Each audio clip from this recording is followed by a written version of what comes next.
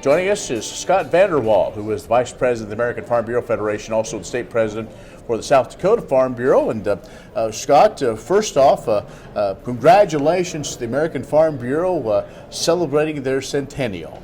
Yeah, thank you very much. What an opportunity, and it's going to be a good time to think back about all the way to 1919 when farmers and ranchers determined and realized that they needed to multiply and amplify their voices together with one big voice. And Farm Bureau has really done that over the years very successfully. And then along with that, we're going to be looking ahead.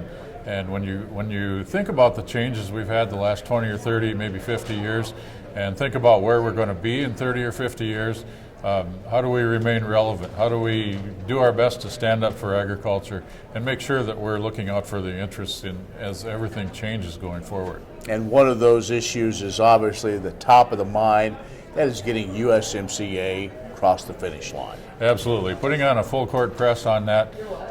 We're a little bit fearful if that goes past the first of the year, what could happen there. We get into an election year. It's very tough to get anything like that put through at that time.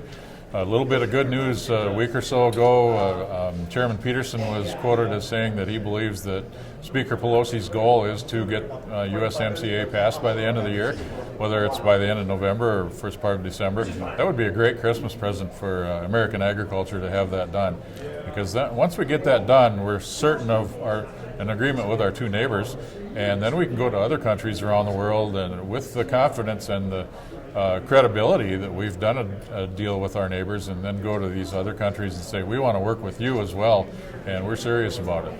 Is that the way the world kind of looks at it because of NAFTA and what most people would say has been successful, that with this redo, that if we can come to this agreement, then it may be either easier or maybe better to do a lot of these bilateral agreements that the president's wanting?